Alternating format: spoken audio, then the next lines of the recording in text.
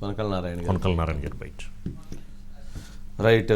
సరే, అయితే రాజ్ కుమార్, ఏంటి అసలు కన్ఫ్యూజన్ ఏంటి వైసీపీలో? ఇంకేమైనా కన్ఫ్యూజన్స్ ఏమైనా ఉన్నాయా? క్లారిటీగానే ఉన్నారా ఏంటి? పార్టీకి సంబంధించినంత వరకు స్పష్టంగా అడుగులు వేస్తున్నట్లుగా చూడొచ్చా?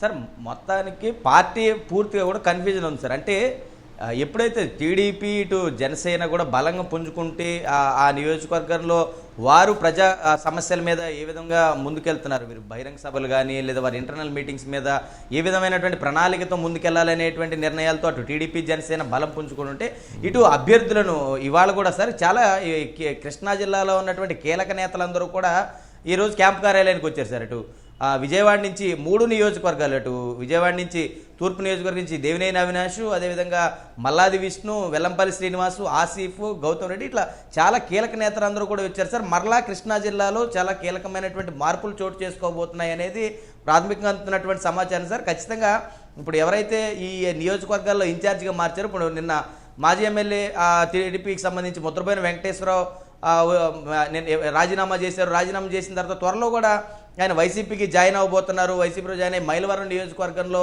ఇప్పుడు ఇన్ఛార్జిగా రాబోతున్నారు. ఇప్పటికే సర్నాల తిరుపతిరావు అనేటువంటి బీసీ సామాజిక వర్గ సేమ్ కమ్యూనిటీ, యాదవ్ కమ్యూనిటీకి సంబంధించినటువంటి సర్నాల తిరుపతిరావు అనే అతనికి ఇచ్చారు సార్. ఇట్లా చాలా ఇంకా మార్పులు చేర్పులు ఉండేటువంటి అవకాశం ఉంది సార్. ఎందుకంటే ఇప్పుడు జోగి రమేష్ని మళ్ళీ స్థానం మారుస్తున్నారంటున్నారు. లేదంటే ఇప్పుడు 3 నియోజకవర్గాలు ఎవరైతే ప్రకటించారో ఆ 3 నియోజకవర్గాల్లో కూడా మళ్ళీ మార్పులు చేర్పులు ఉంటున్నారండి సార్. ఇట్లాగే అటు టీడీపీ జనసేన ఒకవైపు బలం పుంజుకుంటుంటే, ఇటు వీరు ఎటువంటి అభ్యర్థిని నిలబెట్టినా కూడా మేము గెలుపు దిశగా వెళ్తామా లేదా అనేటువంటి కన్ఫ్యూజన్లో మాత్రం వైసీపీ ఉంది సార్. దానికి అనుగుణంగానే ఈ మార్పులు చేర్పులు చేస్తున్నారు సార్. ఇప్పుడు దాదాపుగా 7 జాబితాలు వదిలితే ఈ 7 జాబితాల్లో కూడా చూసుకుంటే చాలా నియోజకవర్గాల్లో సిట్టింగ్లో ఉన్నటువంటి కీలక నేతలను కాదని కొత్త అభ్యర్థుల్ని ప్రవేశపెట్టారు సార్. వీరంతా కూడా ఏదైతే వారు తీసుకున్నటువంటి సర్వే రిపోర్ట్లు కానీ, ఆ నియోజకవర్గాల్లో పర్యటిస్తున్నటువంటి ఐపాక్ టీం కానీ, వారు నివేదికల్ని బేస్ చేసుకుని సీనియర్ నేతలను కూడా కాదని చెప్పి కొత్త వారికి అవకాశం ఇచ్చారు సార్. ఇవన్నీ కూడా ప్రజాక్షేత్రంలో ప్రతిఫలాలు చూపిస్తాయా అంటే, ఎందుకంటే అటు టీడీపీ ఇటు జనసేన ఇరు పార్టీలు కూడా చాలా కీలకమైనటువంటి అభ్యర్థిని కూడా సెలెక్ట్ చేస్తున్నటువంటి విధానం కూడా ఖచ్చితంగా కొత్త వారైతేనే, లేదంటే బీసీ సామాజిక వర్గాలు, లేదంటే వెనకబడిన వారికి మేము సీట్లు ఇస్తున్నామని చెప్పి ఆ నియోజకవర్గాన్ని, ఆ ఇంపాక్ట్ని ఆ పార్లమెంటు పరిధిలో కానీ లేదంటే ఆ ప్రాంతాల్లో వీళ్ళు చూపించగలుగుతున్నారు సార్. అంతేగాని గ్రౌండ్ లెవెల్లోకి వెళ్తే పార్టీలో ఉన్నటువంటి విధి విధానాలన్నీ కూడా వారు ఎండగడుతున్నారు సార్. ఎందుకంటే ప్రజల్లోకి వెళ్ళినా కూడా పూర్తి స్థాయిలో వీరు ఇచ్చినటువంటి సంక్షేమ ఫలాలు కానీ లేదంటే ఇంకేదైతే ఇచ్చారో అవేవి కూడా ఇంపాక్ట్ చూపించట్లేదు సార్. ఎందుకంటే రాష్ట్రంలో ఏమైనా డెవలప్మెంట్ జరిగిందా లేదా అనేది ప్రజలు చూసుకునేటువంటి పరిస్థితి ఉంది సార్. అనేకమైనటువంటి ఇప్పటికే రాష్ట్రంలో యువతకు ఉపాధి లేదు. ప్రస్తుతానికి మెయిన్గా చూసుకుంటే రాష్ట్రానికి ఒక రాజధాని నిర్మాణం లేదు. ఇట్లా అనేకమైనటువంటి సమస్యలు వారి మేనిఫెస్టోలో ఇచ్చినటువంటి అంశాలు తప్ప రాష్ట్రానికి ఉపయోగపడే ప్రయోజనాలు ఏవి కూడా వైఎస్ఆర్ కాంగ్రెస్ పార్టీలో జరగలేదనేది వారు చెప్పేటువంటి ప్రధానమైన, ఎవరైతే వీరు గడప గడపకు వెళ్ళినప్పుడు వీరికి చేదు అనుభవాలు ఇవే ఎదురయ్యేది. ఎందుకంటే యువతకి ఉపాధి కానీ లేదంటే ప్రధానంగా రాష్ట్రానికి రాజధాని లేకపోవడం, ఇట్లా అనేకమైనటువంటి సమస్యలనే వీరు ఎండగడుతున్నారు. ఈ విధానాలతోనే ప్రజల్లోకి TDP Janasena. Okay, right Raj Kumar. Next confusion వైసీపీలో ఏం జరుగుతోంది? జరిగేది ఏం లేదు.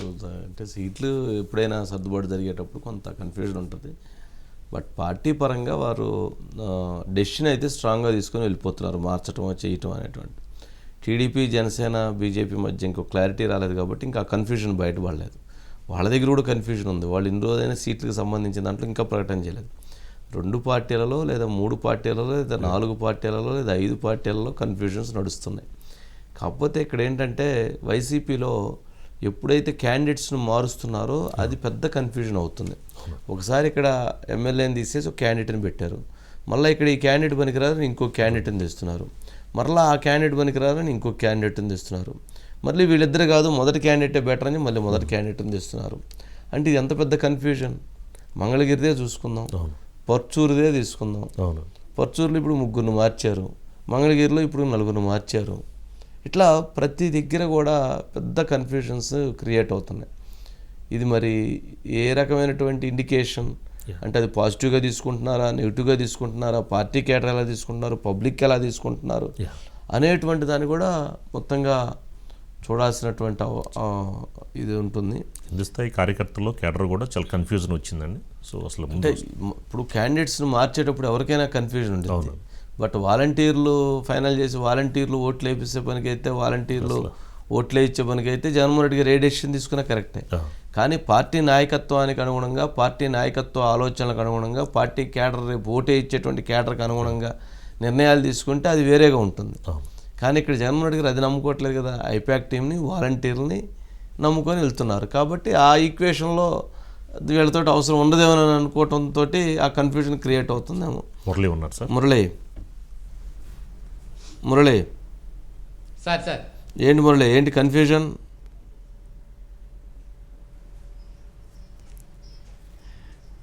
కన్ఫ్యూజన్ అంటే కన్ఫ్యూజనే సార్. ఎందుకంటే ఆంధ్రప్రదేశ్లో వైఎస్ఆర్ కాంగ్రెస్ పార్టీ నాయకులందరూ కూడా తాడేపల్లి సీఎంఓ కార్యాలయం ఎదురు చూస్తూ ఉన్నారు సార్.